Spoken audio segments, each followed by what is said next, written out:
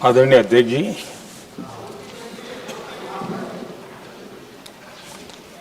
इस महत्वपूर्ण विधेयक पर आज सुबह से चर्चा प्रारंभ हुई है।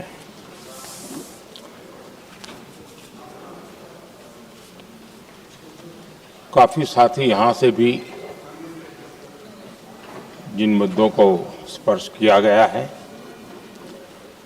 उसको तथ्य से और तर्क से सदन को जरूर जानकारी देंगे और इसलिए मैं उन विषयों में जाना नहीं चाहता। आदरणीय अध्यक्ष जी, राष्ट्र के जीवन में कुछ महत्वपूर्ण पल आते हैं और उस समय की समाज की मनस्थिति और नेतृत्व की क्षमता उस पल को कैप्चर करके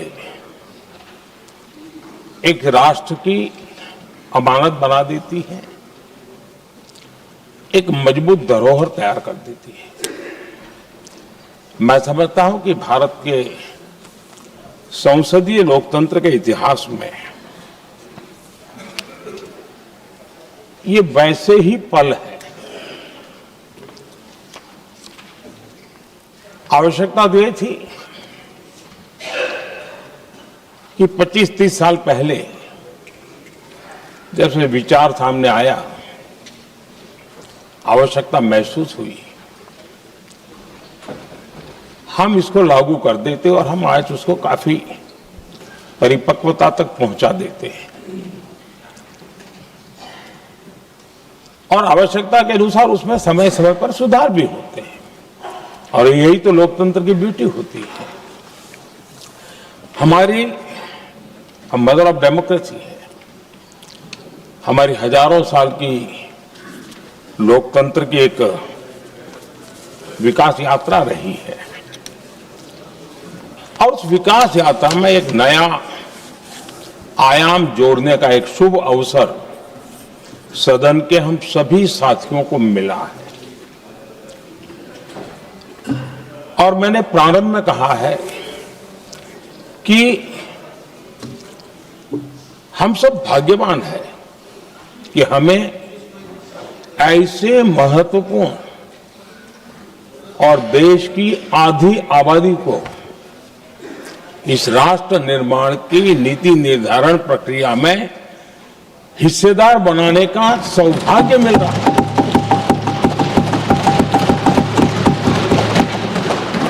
ये हम लोगों के लिए सौभाग्य है और मैं चाहता हूं कि मेरे सभी माननीय सांसद, मैं इधर उधर की आज बात करना नहीं चाहता हूं, हम सभी सांसद इस महत्वपूर्ण अवसर को जाने न दें। हम भारतीय सब मिल करके देश को नई दिशा देने जा रहे हैं। हमारी शासन व्यवस्था को संवेदनशीलता से भरने का एक सार्थक प्रयास करने के लिए जा रहे हैं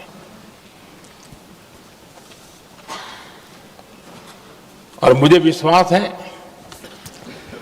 कि इस मंथन से जो अमृत निकलेगा वो देश की राजनीति की भी उसके रूप स्वरूप को तो तय करने ही करने वाला है, लेकिन ये देश की दिशा और दशा भी तय करने वाला है। इतने महत्वपूर्ण मोड़ पर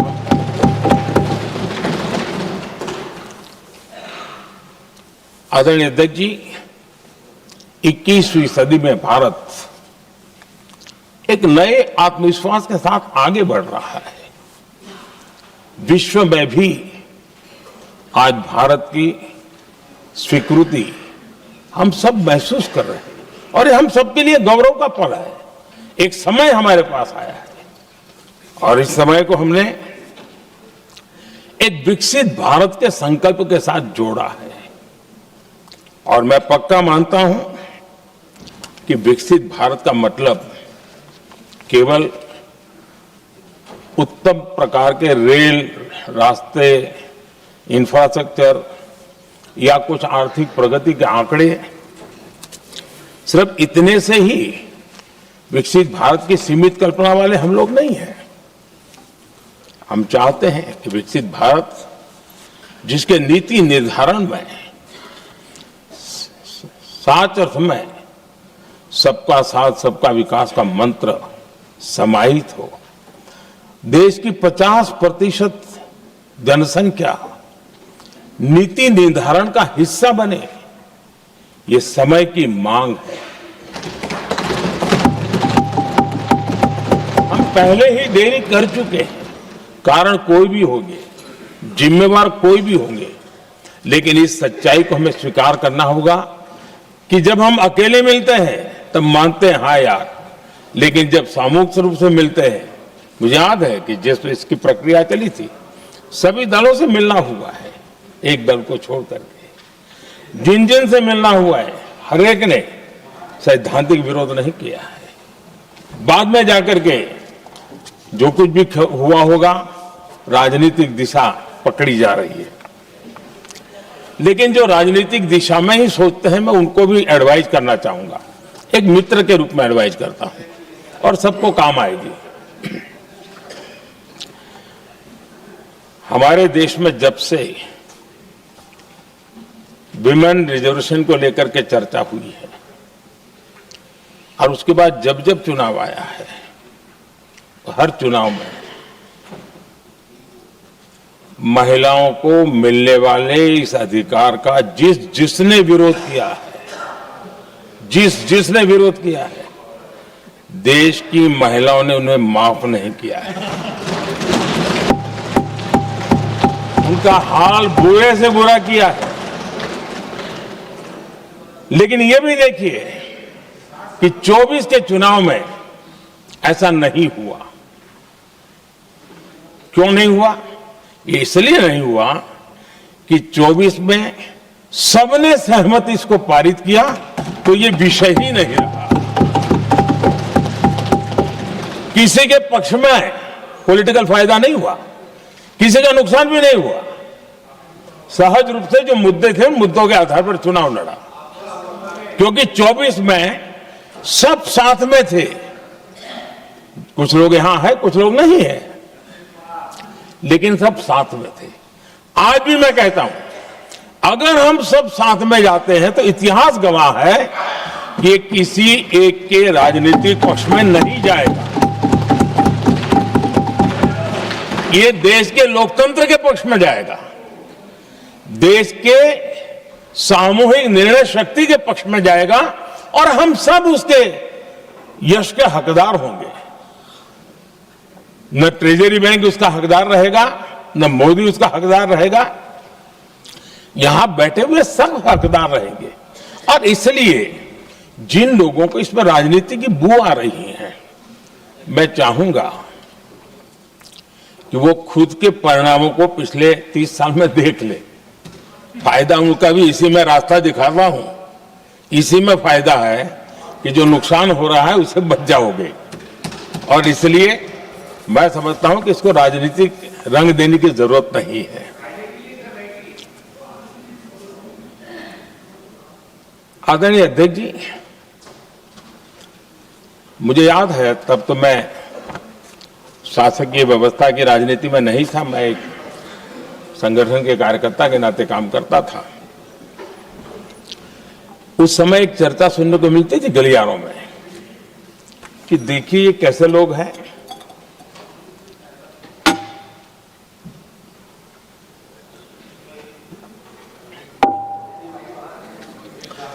पंचायतों में आरक्षण देना है तो बहुत आराम से दे देते हैं, लेकिन आप कह रहे हैं तो कह रहे हैं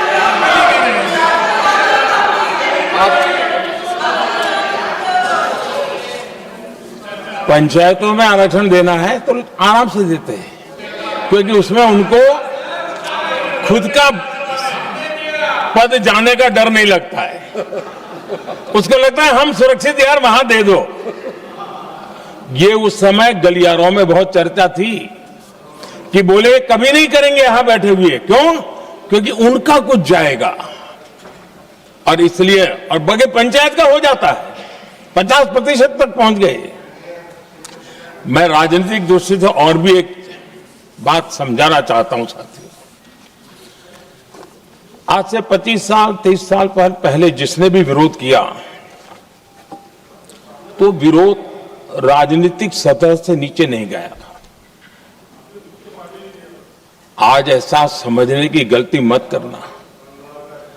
पिछले 25-30 साल में ग्रास रूट लेवल पे पंचायती चुनाव व्यवस्थाओं में जीत करके आई हुई बहनों में एक पॉलिटिकल कॉन्शियसनेस है। वे ओपिनियन मेकर हैं ग्रास रूट लेवल पे। 30 साल पहले वो शांत रहती थी, बोलती नहीं थी, समझती थी, बोलती नहीं थी। आज वो वोकल है, और इसलिए अब जो भी पक्ष विपक्ष होगा, वो जो लाखों बहनें कभी न कभी पंचायत में काम कर चुकी है, प्रतिनिधित्व कर चुकी है, जनता के सुख दुख की समस्याओं को गहराई से देखा है, वो आंदोलित है। वो कहती हैं कि झाड़ू कचरा वाले काम में तो हमें जोड़ देते हो, वो तो परिवार में भी पहले होता था, अब हमें निर्णय प्रक्रिया में जोड़ो। और निर्णय प्रक्रियाएं विधानसभा में और पार्लियामेंट में होती है।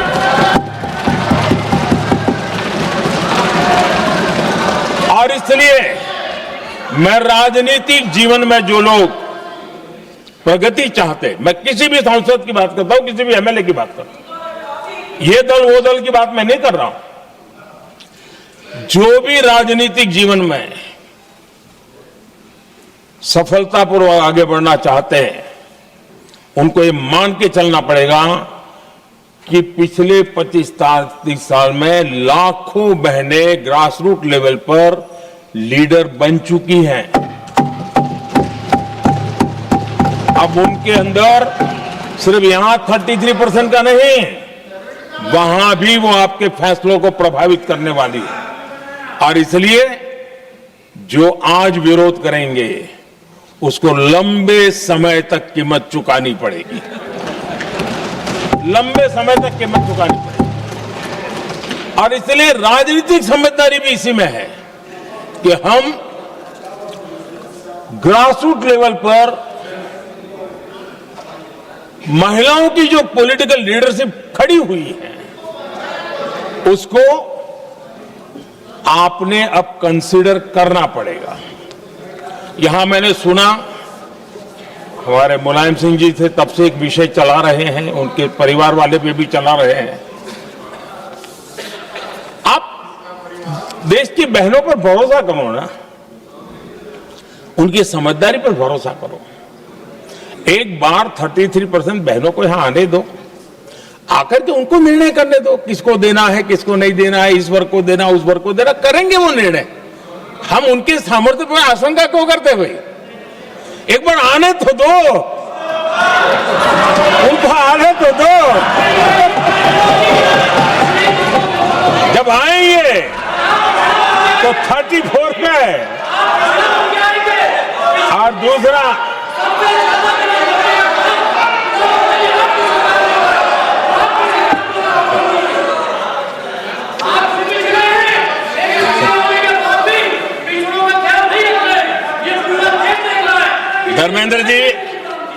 धर्मेंद्र जी, मैं आपका बहुत आभारी हूं कि आपने मेरी पहचान करा दी।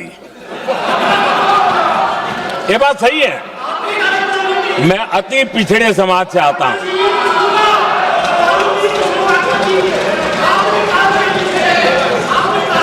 धर्मेंद्र जी, मैं आपका बहुत आभारी हूं, और अखिलेश जी मेरे मित्र हैं तो कभी कभी मदद कर देते हैं।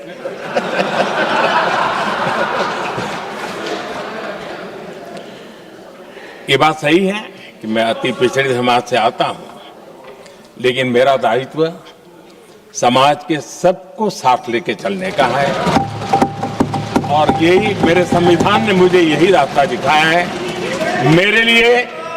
मेरे लिए संविधान ही सर्वोपरि है, और इसलिए और ये संविधान की ताकत है कि मेरे जैसा अत्यंत छोटे समाज का, अति पिछड़े समाज के व्यक्ति को इतना बड़ा दायित्व देश ने दिया।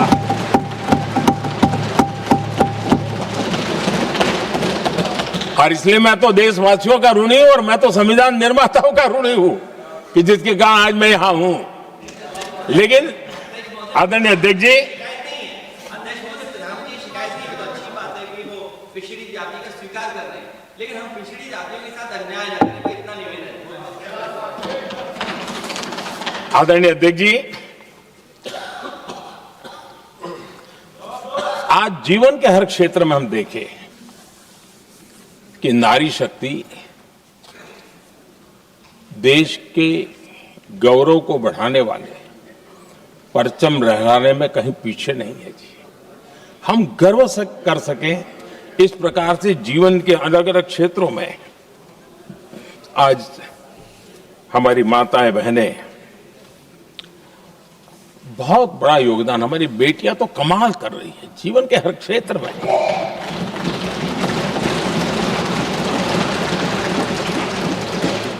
इतना बड़ा सामर्थ्य,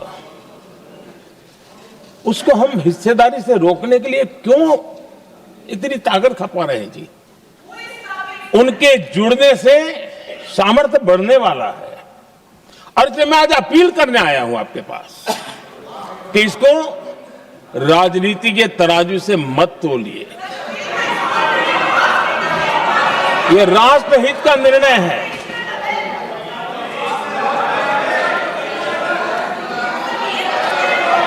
आदरणीय अध्यक्ष जी, आज का हमारे सामने अवसर एक साथ बैठ करके एक दिशा में सोच करके विकसित भारत बनाने में हमारी नारी शक्ति की भागीदारी को एक खुले मन से निर्णय करने का अवसर है, स्वीकार करने का अवसर है। और मैंने जैसा पहले ही कहा कि आज पूरा देश और विशेष करके नारी शक्ति हमारे निर्णय तो देखेगी, लेकिन निर्णय से ज्यादा हमारी नीयत को देखेगी।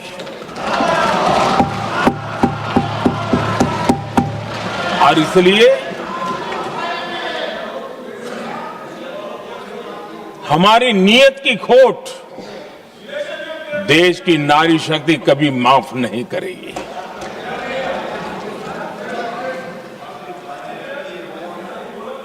आदरणीय अध्यक्ष जी,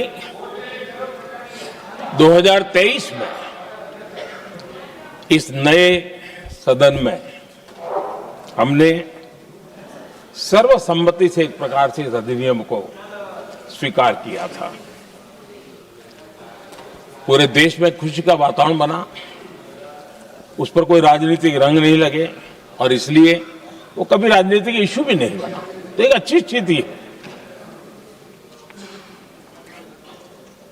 अब सवाल ये है कि हमें कितने समय तक इसको रोकना है। अब यहां जो लोग जनसंख्या वगैरह के विषय उठाते हैं, क्या आपको मालूम नहीं है? मैं चाहूंगा कि अमित भाई अपने भाषण में इन सारी चीजों का उल्लेख करेंगे, जब कि हमने जनगणना के संबंध में कब कब क्या क्या किया था, बाद में कोविड आया, उसके कारण क्या मुसीबत आई, कैसे रुकावटें आई, ये सारी बातें हम सबके सामने हैं, इसमें कोई विषय नहीं है।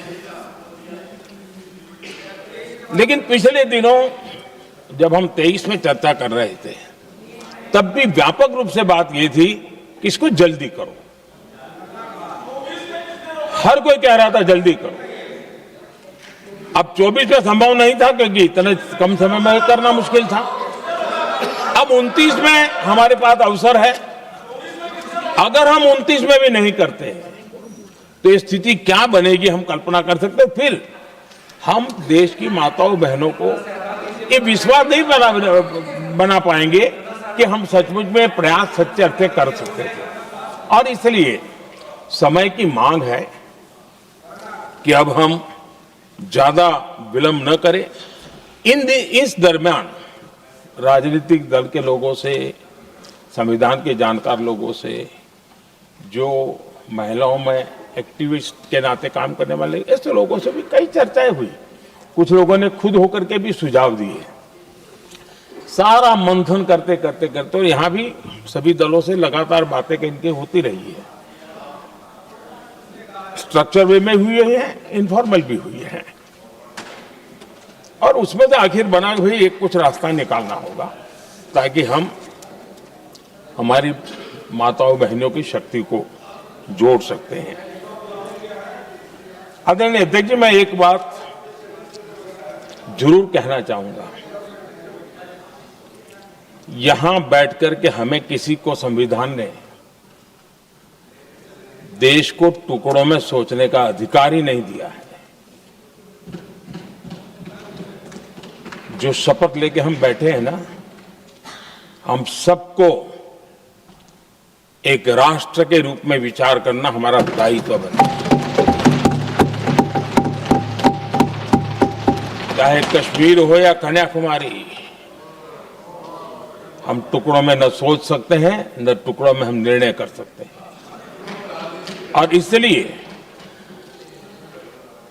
निराधार रूप में, जिसमें कोई सच्चाई नहीं, रत्ती भर सच्चाई नहीं है, सिर्फ राजनीतिक लाभ लेने के लिए जो बवंडर खड़ा किया जा रहा है, मैं आज बड़ी जिम्मेवारी के साथ इस सदन में, इस पवित्र जगह से कहना चाहता हूं, चाहे दक्षिण हो, उत्तर हो, पूर्व हो, पश्चिम हो, छोटे राज्य हो, बड़े राज्य हो, मैं आज एक जिम्मेवारी से कहना चाहता हूं कि निर्णय प्रक्रिया किसी के साथ भी भेदभाव नहीं करेगी। ये निर्णय प्रक्रिया किसी के साथ अन्याय नहीं करेगी।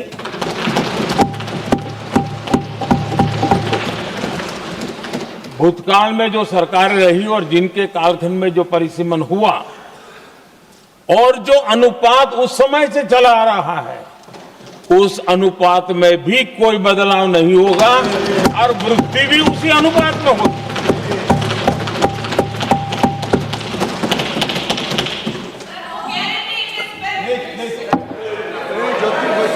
अगर गारंटी शब्द चाहिए तो मैं गारंटी शब्द उपयोग करता हूं। वादा की बात करते हो तो मैं वादा शब्द उपयोग करता हूं। अगर तमिल में कोई अच्छा शब्द हो तो वो भी मैं बोलने के लिए तैयार हूं। क्योंकि जब नियत साफ है तो फिर शब्दों का खेल करने की हमें जरूरत नहीं है जी।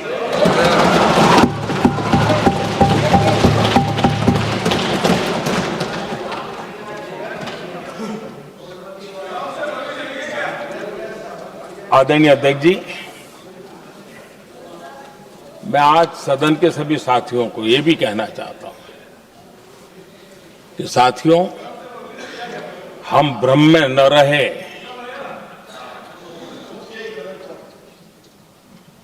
हम उस अहंकार में न रहे, और मैं हम शब्द प्रयोग कर रहा हूं। मैं और तुम की बात नहीं कर रहा हूं। हम इस भ्रम में न रहे कि हम देश की नारी शक्ति को हम कुछ दे रहे हैं। जी नहीं, उसका हक है। और हमने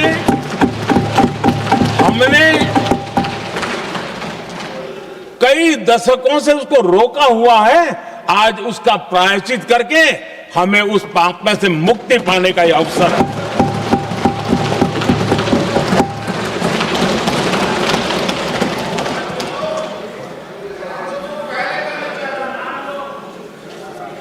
हम सब जानते हैं हर एक ने कैसे चालाकी की है, हर बार चतुराई की। बिल्कुल, हम तो इसके पक्ष में ही हैं, लेकिन हम इसके साथ ही है, लेकिन हर बार कोई न कोई टेक्निकल पूंछ लगा दी इसको और इसको रोका गया। हर बार ऐसी चीजें लाई गई है। हिम्मत नहीं है कि हम 33% महिलाओं के आरक्षण का विरोध कर पाए। वो तो जमाना चला गया, आपको करना नहीं है, लेकिन कहने की हिम्मत भी नहीं है। और इसलिए टेक्निकल बहानेबाजी, ये करो तो ये, वो करो तो वो, डिगरा करो। अब देश की नारी को नहीं समझा पाओगे।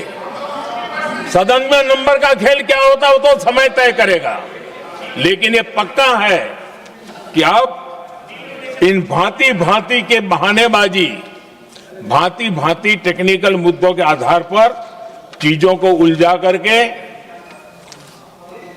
3 दशक तक इसको अड़ंगे डाले, हमने फंसा के रखा। आपने जो अचीव करना था कर लिया, अब छोड़ दो ना भाई। 3 दशक कम पड़ते हैं क्या रोकने में? 3 दशक तक आपने रोका, फिर भी कुछ कर नहीं पाए, तो अब तो करो।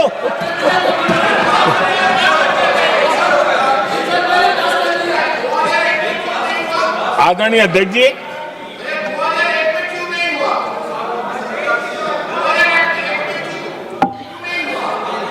यहां कुछ लोगों को लगता है, आदरणीय अध्यक्ष जी, यहां कुछ लोगों को लगता है इसमें कहीं न कहीं मोदी का राजनीतिक स्वार्थ है।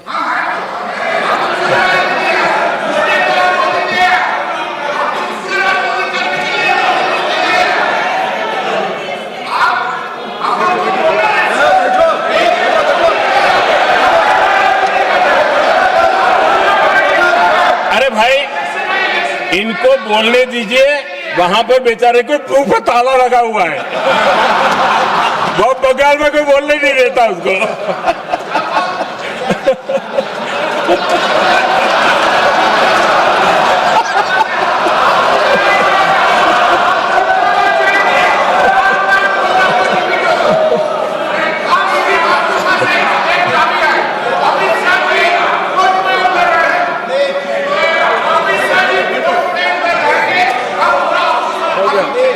आदरणीय अध्यक्ष जी,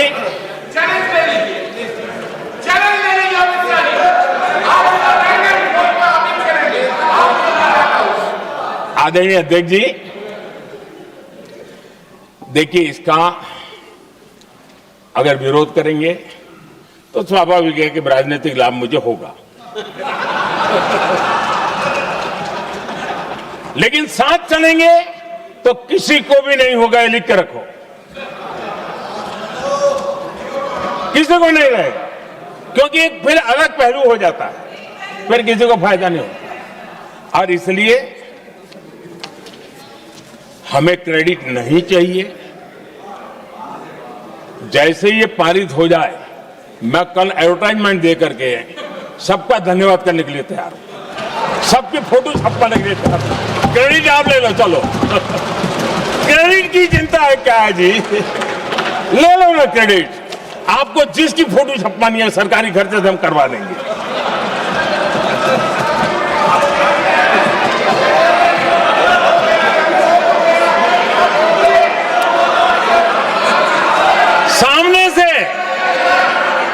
सामने से क्रेडिट का ब्लैंक चेक आपको दे रहा हूं।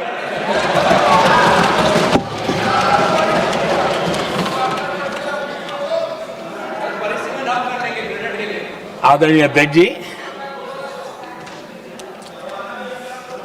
हमारी संसदीय लोकतंत्र में महिलाओं की भागीदारी ये सिर्फ आंकड़ों का खेल या एक लोकतांत्रिक व्यवस्था में सुधार इतना सीमित नहीं है। लोकतंत्र की जननी के रूप में, मदर ऑफ डेमोक्रेसी के रूप में ये निर्णय भारत का कमिटमेंट है, ये सांस्कृतिक कमिटमेंट है।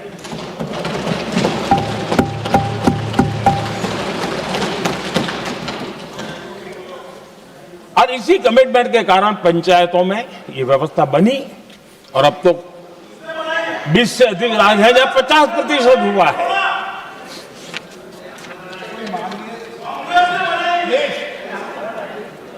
और हमने अनुभव किया है, मुझे लंबे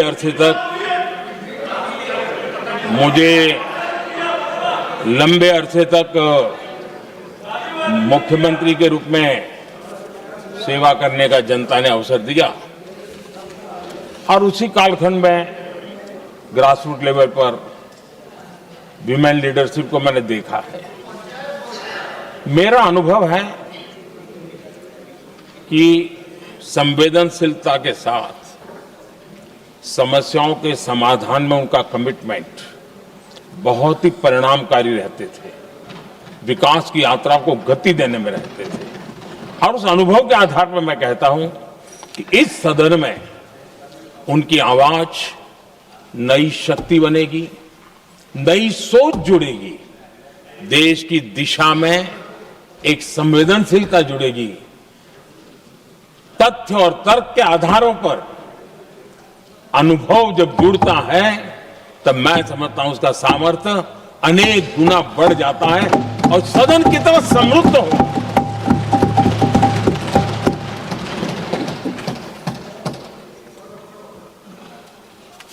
आदरणीय अध्यक्ष जी, हमारे देश में अनुभवी नारी शक्ति की कोई कमी नहीं है, सामर्थ्यवान में कोई कमी नहीं। हम भरोसा करें वे कंट्रीब्यूट करेंगे, बहुत अच्छा कंट्रीब्यूट करेंगे। और आज भी जितनी हमारी बहनें यहां हैं, जब भी उनको अवसर मिला है उन्होंने बहुत अच्छे ढंग से अपनी बात बताई है, सदन को समृद्ध किया है। आदरणीय अध्यक्ष जी, आज देश में वर्तमान में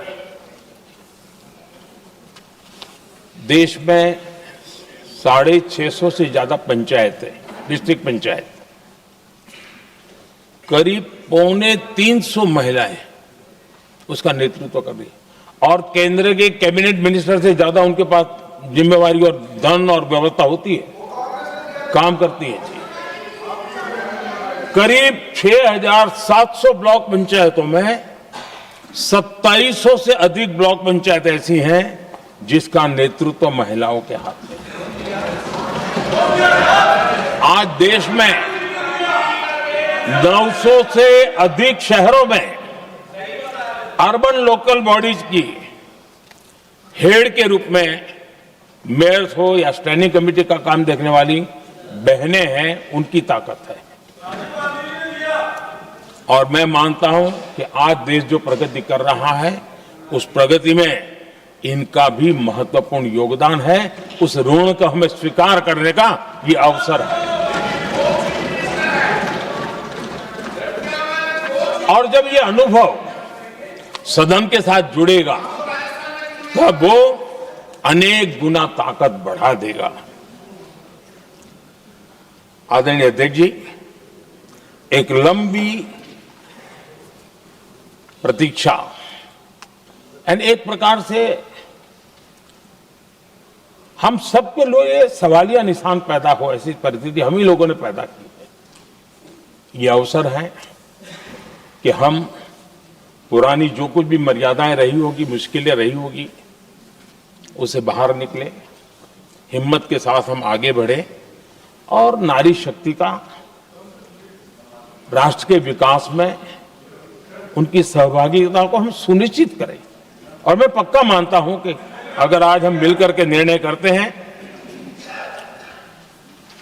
और मैं तो आग्रह करूंगा कि हमें सर्वसम्मति से इसको आगे बढ़ाना चाहिए। और जब सर्वसम्मति से बढ़ता है तो ट्रेजरी बेंच पर एक दबाव रहता है, उनको भी लगता है भाई सबका इसमें हक है, हर एक की बात मान के चलो, कोई नुकसान नहीं है। सामूहिक शक्ति से तो अनेक परिणाम हमें अच्छे मिलते हैं। आदरणीय अध्यक्ष जी, मैं ज्यादा समय न लेते हुए इतना ही कहूंगा कि इसको राजनीति के तराजू से न तोलें। हम जब भी कुछ निर्णय करने जा रहे हैं तो देश के इतने बड़े देश का आधा जिम्मा जो उठा रहे हैं उनका भी कोई हक बनता है यहां आने का, हमें रोकना नहीं चाहिए।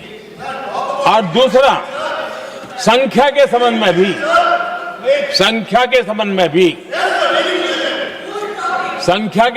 भी एक मत पहले से बनता आया था, चर्चा थी कि साहब ये जो है इनका कम मत करो, अधिक कर दो तो जल्दी हो जाएगा। वो अधिक वाला विषय वो आया है कि चलो भाई पैसे जो संख्या थी 33% और बढ़ा दो, ताकि किसी को ऐसा न लगे कि मेरा हक चला गया। एक नई शक्ति जुड़ेगी, अतिरिक्त शक्ति जुड़ेगी। और अब सदन की रचना भी तो अब पहले से हमने सोच कर रखा है, जगह तो बना ली है। और आदरणीय अध्यक्ष जी, मैं लाइटर में मैं जरूर कहना चाहूंगा, हर एक के अपने राजनीतिक कारण होते हैं और पराजय का डर जरा हैरान करने वाला होता है, लेकिन अपने यहां जब कोई भी शुभ काम होता है उसको नजर न लग जाए, इसलिए काला टीका लगाने की परंपरा है। मैं आपका धन्यवाद करता हूं काला टीका लगाने के लिए। बहुत बहुत धन्यवाद।